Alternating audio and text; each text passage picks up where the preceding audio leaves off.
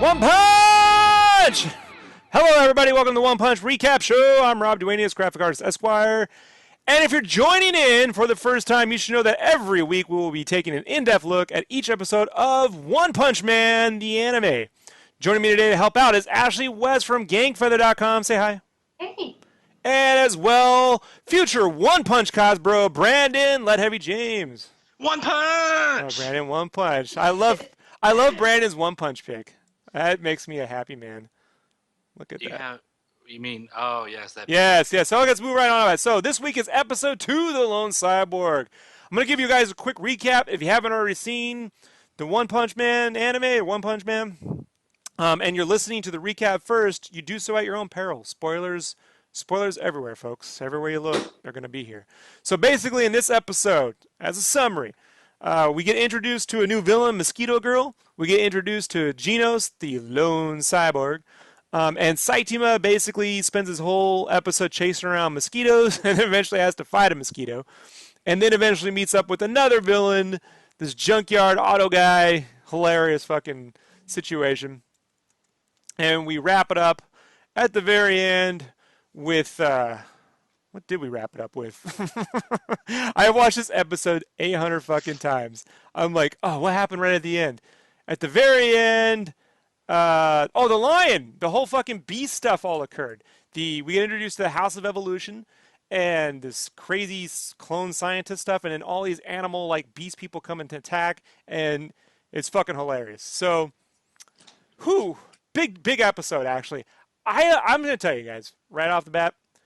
An episode of One Punch Man is at least 2 to 3 episodes of a standard anime. Would you not agree? Oh, yeah. Oh, yeah, for sure, for an anime. Yeah. I mean, it is insane how much they pack into just one episode. So we each got our favorite parts, things we want to talk about. Why don't we just go ahead and start? Ashley, why don't you talk about something? What do you want to bring up about this episode? What did you like, didn't like? Okay, well, I guess I'll start with the first thing that comes in order. Oh, what happened? I'm on the wrong thing. Okay, anyway, I know what it is. Okay, so there's this one part where Saitama and the cyborg are in Saitama's apartment, and the cyborg's basically telling, he's trying to get Saitama to be his teacher, and Saitama's like, I don't want you as my, I don't want to be anybody's teacher. But the cyborg proceeds to kind of explain his backstory and why he's here and blah, blah, blah. And it kind of he just talks and talks and talks. And I'm like, okay, yeah, he's just talking a lot. And it's pretty serious. The music's pretty serious, but steadily the music kind of becomes faster. And the cyborg starts talking faster and more like furiously too. And I'm just like, okay, something's not right here. I think they're kind of like messing with me, and then all of a sudden you kind of like after what it seems like 5 minutes of talking, Saitama just kind of like his eyes just kind of pop out of his head and he just is like, shut up, like stop talking, keep it to 20 words or less. And I really liked how they just kind of they were making fun of themselves, I think, kind of. Yeah, he actually stops him. I think it goes for 60 seconds the first time. I clocked this like on my third viewing. I'm like, let me see how long this dude actually talks. For 60 Is it 60 seconds? The first time when Saitama says no thanks, I'm good. Okay. He ignores that and keeps going for another 90 seconds. Like so, it's a minute 30 of his origins, and at the very end, you see Saitama start to he twitches and his knee starts to wobble, like he's like, yeah. It's this reverse shot where you're behind Saitama and you can just see him just like getting really I don't want to hear about all this they definitely make fun of the whole monologuing. I also think it plays into his character, Genos's character, where since he's a robot or cyborg, he analyzes, but he seems to overanalyze everything. And he doesn't like pick up on social cues either, it seems like. Yeah, he's like lonely, he's like sole target. He has one target, one thought, one train of thought, and everything's about that, and everything else is oblivious to him. Meanwhile, it's almost like Saitama doesn't pay attention to anything. Right. He doesn't pay attention to anything. And I think, Brandon, you brought up a good point about this once, about how you felt that maybe, or was it you or Ashley? One of you did, where you felt that because he's become so powerful and he's desensitized to things, it's as if he doesn't pay attention to stuff anymore because nothing can actually hurt him. You know, like he's how do I word that right? You know what I'm talking about? Like He's not afraid of anything, and so therefore he doesn't really like get excited about anything or scared about anything. yeah, like in episode 1 where the foot crushed the whole front of the building, he doesn't even freak out about it. You And he's know? like, oh, it's Yeah. foot. Meanwhile, he gets really irritated with this little mosquito. You know, because there's nothing more annoying than a bug that can crawl on his face. Like that isn't gonna hurt him, but it will annoy the shit out of him. Meanwhile, when he's fighting Mosquito Girl, he's never once like afraid or worried about any of it. So I don't even think he really has any interactions with her except smacking her against the wall and yeah, the like, first washing her. yeah, right. He only ended up naked in the episode because of Genos' fire blast that set off all the swarm, and then he ended up naked. Yeah, I don't think he really even paid attention. Then he just hit her, and then she turned to, she vaporized essentially. Yeah, I mean, he just squashed her like a bug, like on a windshield. Yeah. It was pretty funny. Brandon, do you have anything? Yeah. I would say I like Saitama's like cluelessness to everything. You know, like we were talking about. It's kind of like in The Watchmen, where Dr. Manhattan knows he's so powerful that time and people and life seem to just kind of blur together as one minute thing that you just don't care about. And, you know, the fact that he finds some sort of attention to this mosquito is odd. Because you have this all-powerful creature who is basically just fucking around with the fly, you know, mosquito.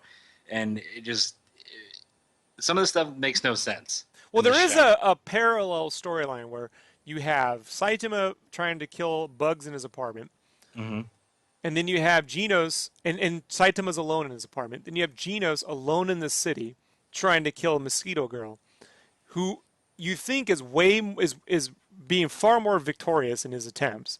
And Saitama can't seem to kill this little bug. And then at some point they flip, where Genos is basically lost, you know, and Saitama ends up defeating all the mosquitoes essentially in one shot. So there's a parallel story. It also kind of reminded me of there's an episode of Breaking Bad called The Fly, where they're all trapped in their little meth bunkers. Spoilers, but Rian Johnson directed it. Director of Episode 8, Star Wars. So he directed that, and it's kind of meant to be a filler episode where they get contaminated. He has to try to kill his bug, and he can't seem to kill his fly this whole episode. So I do like that Saitama he does hyper focus on anything. Also, something to note, folks, when Saitama first appears running up to Genos in the city, he's chasing down this mosquito with this can of bug spray. I initially thought he may have ate the bug, but he actually he's spraying in front of him, and then he stops, and he's taking a deep breath from his running, which is funny because, you know, how strong he is. And he starts to cough because he inhales the bug spray. Like, if you look there, he actually inhales. He's he actually gets a good inhale of the bug spray. Something else to note, too, is when he's battling the mosquito the first time, the facial expressions that he makes are fucking hilarious. Like, Ashley, we were talking before about, like, his teeth grit. Like, he does this one where he's grinding his teeth. And he's just driving him absolutely crazy. The facial animations on him are really good this episode, as they always are. And there's a lot of reactionary animations this episode, too. He's watering his, he has this pet cactus. And if you notice, like, it's funny, the cactus to me is almost like it's a symbol of him, in that it's a desert plant that doesn't need much water. It's like super strong compared to, like, you know, the other plants, but he's overwatering the shit out of it. Like he just puts water on this fucking cactus for gotta be 10 minutes. And it's pouring out everywhere. But if you notice, like when he's trying to kill the fly, the water from the cactus, from his plant feeder, blows in the wind whenever he's smacking his hand and moves around and stuff. And for me, like, that's pretty big considering in anime they don't get into that. They don't get into a lot of subtle secondary animations. Right. Half the time when people are walking in an anime, it's just a picture and the camera moves across. You know, and you hear people walking, they're not actually moving. You know, so there's a lot of really cool little touches. I'm dying to try to stop on a frame and see if I can't figure out what manga he has on his shelf. Like, I want to know what manga he reads. his shelves are lined with it. Obviously, he's a homebody because his home's lined with nothing but manga and games and shit. Like he doesn't really seem to go out anywhere. Right. So, what else, Brandon? Or Ashley, it's something else. I found you. I found you. I love that line because okay, so there's one part where the little digging guy, I guess it's like a little aardvark or a mole. I guess it's a mole. Ground And dragon. he's like, what? I What's think his it's name? ground dragon. Ground dragon. Oh yeah, ground dragon. So he's like trying to get away because he just saw him like just basically pulverize the giant lion. He's like trying to get away, and Saitama just pops up in front of him underneath the soil, like they're underground, and he just goes, "I found you," and like his eyes are like kind of like Saitama's eyes are like they're like wide, they're big, like they're dilated. And he's just like, he kind of has like this little eerie grin, and he's just like, or I don't even know if he's grinning, but he's just like, I found you. And the little ground dragon just freaks out. And I'm kind of scared for Ground Dragon because we just saw what he did to the lion, and he punched a giant in half. What did he do to Ground Dragon? Well, as far as episode 2 is concerned, we don't know, And I just thought it was really funny. Yeah, it almost felt like Attack on Titan when Ground Dragon's digging through the dirt and he's trying to escape from Saitama. And then Saitama's face is just underground. That look on his face, it's almost like the Titans. Like it's eerie, It has that eerie, creepy look to it. Yes. Brandon, do you have any thoughts on that sequence when he's fighting between the Beast King and Ground Dragon? It's weird how focused he gets sometimes on these villain creatures that, where he's willing to dig underground for it or chase a mosquito. Like, to me, there's no difference in his eyes, a mosquito to the groundhog guy. There's no difference. To him, they're just the same type of obstacle to smash. There's no... I think he's almost having more fun, though, with these guys than the mosquito. Yeah. Right. That he can actually interact with them, but he doesn't find them to be any more of a challenge. And that's the creepiness to it, that this guy is coming after you after he just destroyed all your buddies like it's nothing, and he's just smiling at you. Like, if I went out this weekend and some small dude, beats up like 5 of my friends, just destroys them, and he just looks at me and smiles, I'm taking off running. I'm going to try to dig through the ground. I'm not messing with that guy. Fuck that shit. So yeah, he just looks like he goes, Brandon, it's your turn. Yeah, I'm gone. I'll turn into the world's fastest man. Won't catch me. So I think he goes from just plain to creepy so fast that, like you're saying, all these facial expressions, that it's just wild. That's his personality, is his face. Well, I think the latter half of the episode almost parallels the beginning half of the episode, where we open up the episode where Saitama is dealing with the bug that's got into his apartment, essentially. And then when the animal dudes show up, it's a bug guy that crashes into his apartment. It's just a larger bug, that breaks into his apartment, smashes the wall, and he, explodes that in half. Like, it is funny, he kills that guy instantaneously, but can't kill the little bug. My favorite part about this second half of the episode is the 2 henchmen. There's this snail guy and this toad dude. This like pink snail slug looking thing who's got telekinetic powers, because he's like, I don't sense what's his name, Kamakuri. Kamakuri is the bug guy. He goes, I don't sense him anymore with my telepathy. And then there's this little toad guy who has I like the voice on the toad guy, by the way. Like, he has this weird, it's almost like Stitch-ish. It's a little yeah, where you close up your throat and you talk. Yeah. Yeah. And so they have this back and forth that Saitama ends up shoving him underground. And then when they get out, the Beast King just like runs him and like cuts him into sushi. Yeah. It's fucking hilarious. The first time I saw it, I thought it was just the frog dude. But when I watched it the second time, I was like, wait a minute. I think he got both of them. And then I rewound it and I was like, yeah, he got both of them. Yeah, and then he goes, that's the law of the jungle. That's the way it is. I don't even care. So, yeah, I really like the way they just got cut in like 7 different pieces. It was almost like they didn't even die. They were just like, it was like a cartoon almost, but they did, I'm sure. So, Brandon, what else? What else we got on the list? I really like when Cyborg gets his arm ripped off from the bug lady, and then she looks down and realizes that he's ripped off both her legs. And that really reminded me of, like an old Western shootout where you got two people going at it, or two samurais, and one guy thinks he really cut the other dude, and then he realizes he has a blade sticking through his gut. I think subtle things like that are just awesome. Just the battle and the whole "I got you" feeling, and then you realize you're the one who got fucked. I love it. It reminds me of Kill Bill, the fight with the bride and Orenishi? yes, Yeah. yes, where they're in the garden. I love scenes like that in any movie, show. I'll watch that over and over again. I've watched that scene 100 times. I would watch something like this over and over again. I like how Genos is very Mega Man like.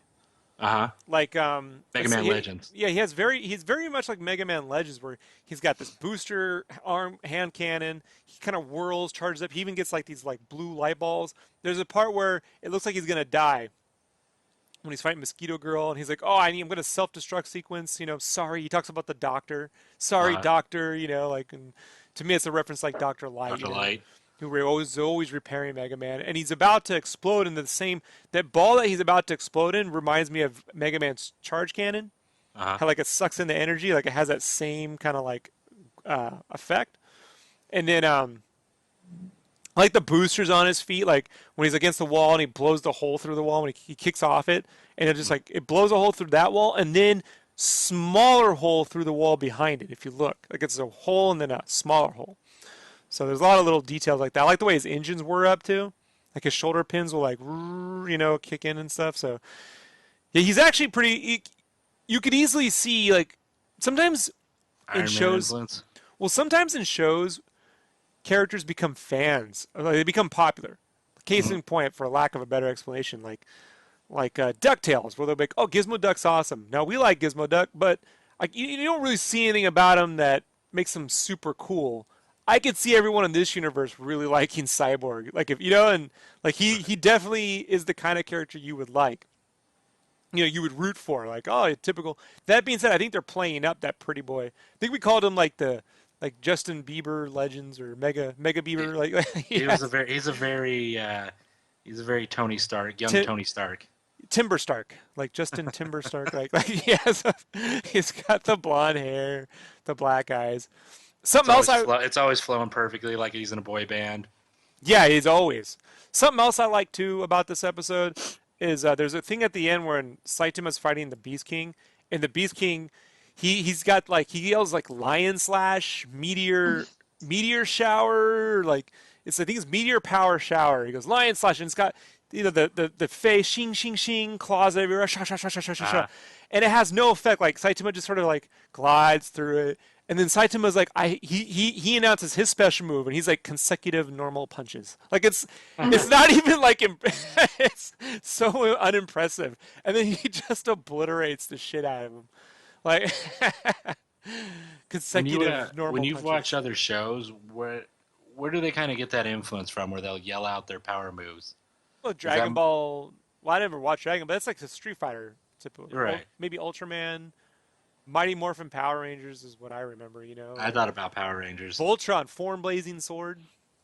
Like, that was a big thing. You guys remember Voltron? I know what Voltron is, but I never watched it. I was more of a Power Rangers fan. They also do that on, like, Pokemon. Pokemon. And they do. They're like, do this thing, whatever. Except it's the person, not the thing. Yes. Do the that thing. thing. The Pokemon. Do that. Do that thing.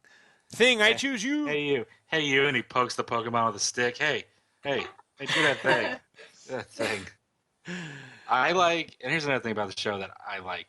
It has a little bit of sexualness, but it's not over sexual, which I fucking hate in animes when it's like teacher with giant jugs slapping you in the face and then your nose is bleeding. Assassination Classroom.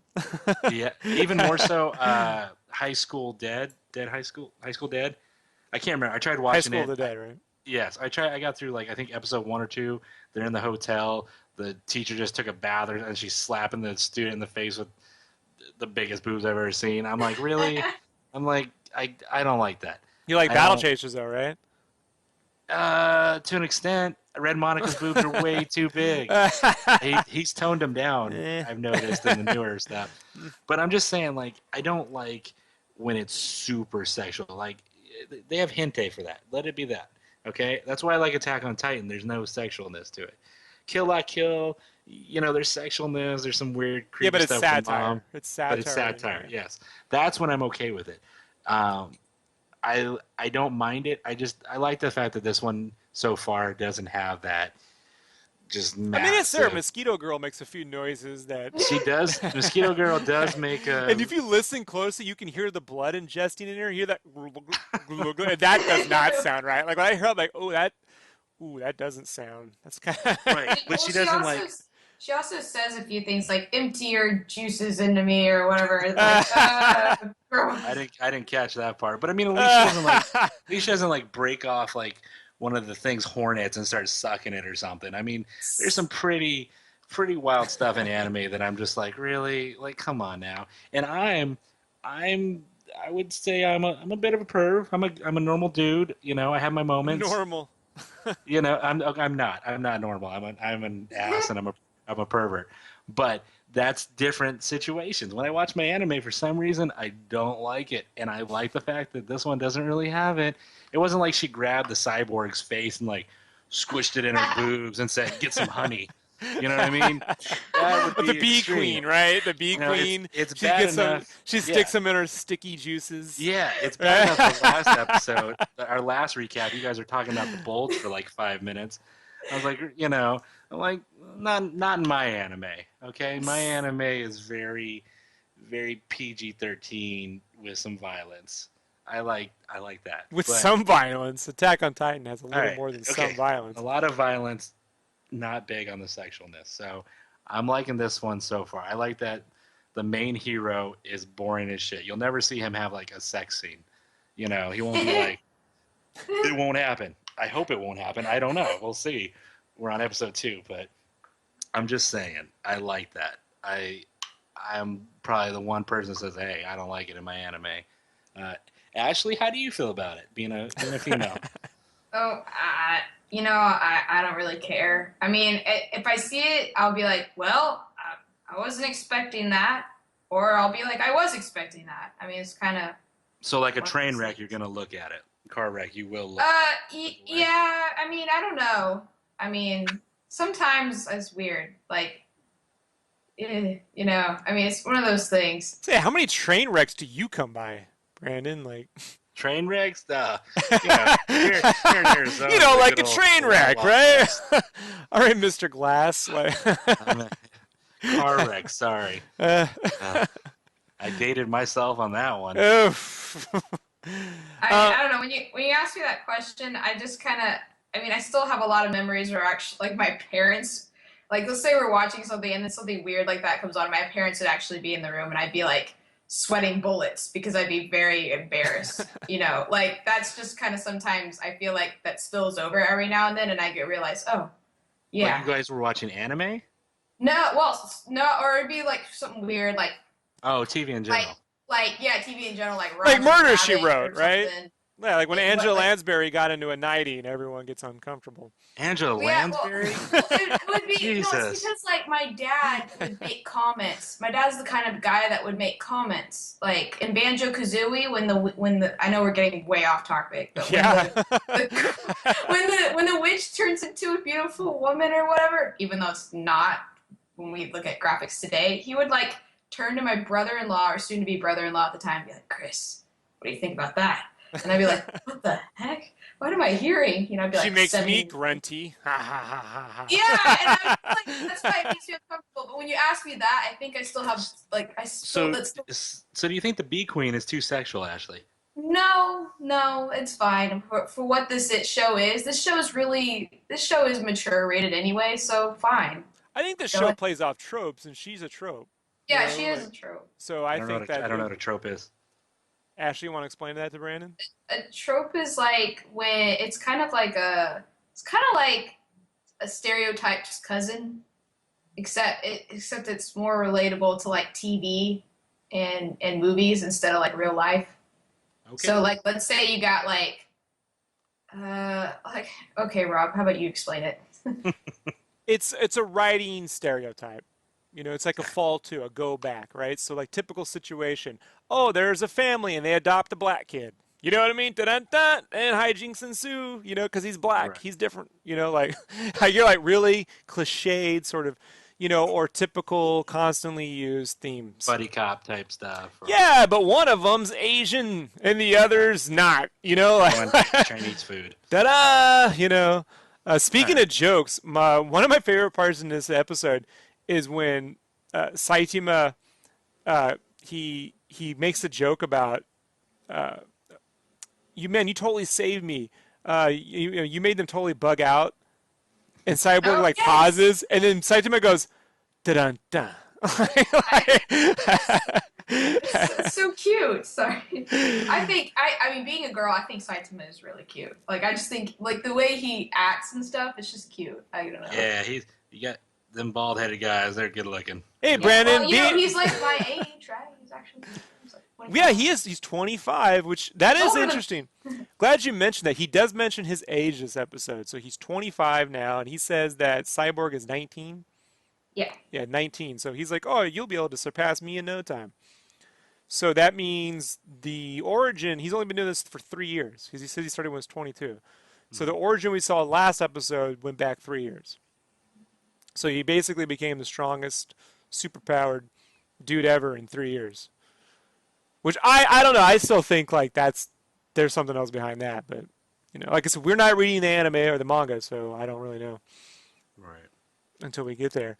You have any? Is there anything you guys didn't really like, or I mean, I know it's hard to say. I mean, That's there's I always just being I don't want to say Western person, but I always I try to think like, oh, what don't I like about this show so I can bitch. There hasn't been anything I haven't liked so far. Like I've pretty much been happy with everything. Like it's hard to find something to go like, yeah, that's out of place. It just they're doing such a great job writing, drawing, and just story. It's hard for me at least. yeah, this is the second episode, and normally I would, sometimes you have to say, well, it takes like 4 episodes to get into something, or 5 episodes to get into something. But this anime had me in like the first 3 minutes of the first episode. Right. So, and it doesn't seem to stop. I do hope that moving forward, we get more, obviously more of, I'm not going to say his origin. I don't think that's necessary. And more to the point, I think the less of Saitama's origin we get, the better. But I do like this. I do want to see the consequences. At some point, someone has to be like, this guy is getting half the city annihilated. Or he's not. He's actually not. He's saving it. But, like when they fight in this, look how much destruction they do. Like, it's like every 3 seconds is Man of Steel in this anime. Right. Like, It's very anyone, bad still. But he was like, I didn't kill anybody because I could sense that nobody was around for 500 meters. So Cyborg did sense that. He's like, no one's around. Question being, though, he didn't sense anyone around for 500 meters. Saitama lives closer than 500 meters, right? From where they were at. I think he's just right down the block. So is Saitama not registering as human? You know what I mean? Is there an Easter egg there, or because I don't think Saitama was running at super speed when he was chasing the mosquito. Like he was still acting like a human. So I wonder if that was a nod to him not being whatever he is now. Maybe he's not human. Like it's Or possible. not detectable. Not detectable. Maybe his think- head is a big radar dish. It bounces off Do signals. you think the show needs a main villain? No, I think the show needs. You know what the show reminds me of the most, and I've said this before. The show reminds me of Savage Dragon, like the first 25 issues of Savage Dragon. Yeah, but where- you still have Overkill, or whatever it is. The guy with the red suit in Savage Dragon. He's the main villain, right? Yeah, is that the only difference being that when Savage Dragon first met up with Overkill, he got the shit kicked out of him and they had to come back. So Right. it's like Savage Dragon without an Overkill. I always get him mixed up with the dude in Spawn, Overt Kill. Oh yeah. But he's Overt He's Kill. so- Kill. There was Overt Kill in Spawn, and then there was Overkill in Savage Dragon. It was confusing. Like, trust me.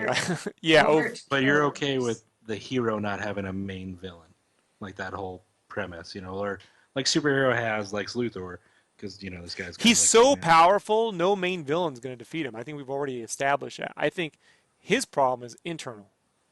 And from a writing standpoint, you have, you do it. There are these. It's called character arc, right? But the character's antagonist, your antagonist can be your internal self. Case in point, a movie like the one with Nick Cage from the '90s where he's in Vegas. It's not Fear and Loathing. That's Johnny Depp. But when he eats the cockroach, he eats this cockroach in the movie. He got an Oscar for it. See, no one remembers. I remember. But that's a guy who had his own inner demons were the thing he was fighting against. A situation like that. So I think Saitama is really, I think his inability to he's lazy. Like he doesn't actually he sits around in his apartment picking his belly, not doing much. I think I think he will end up being his own. He may end up being a villain at some point.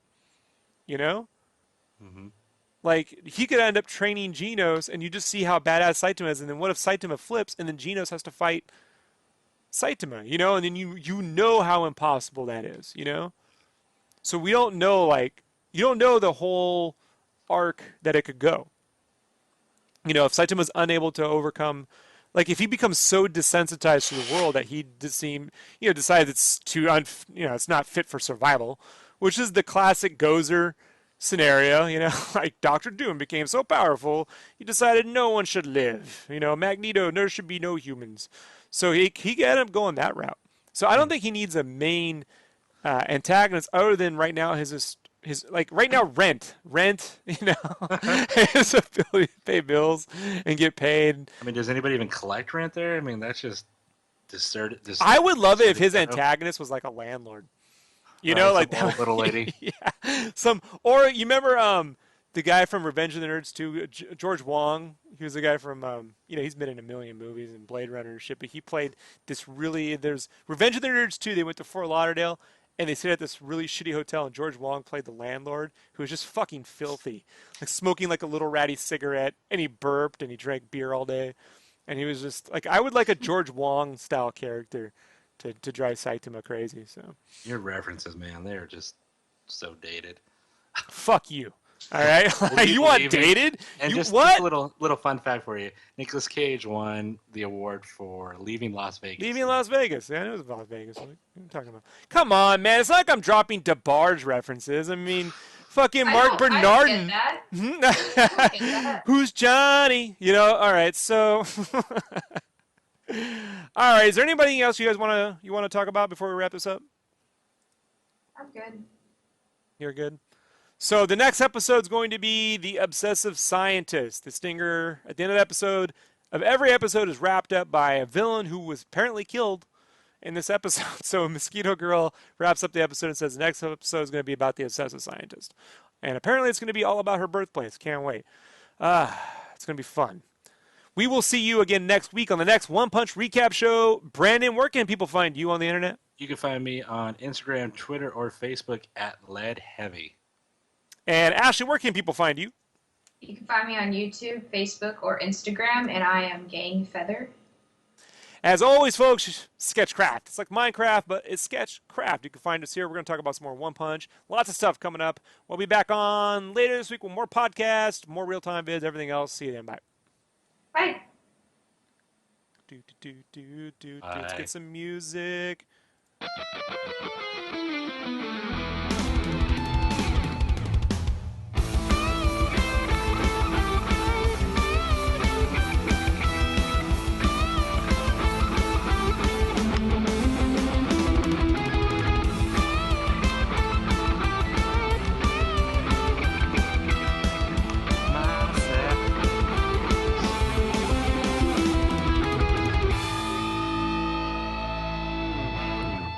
Beautiful, Rob.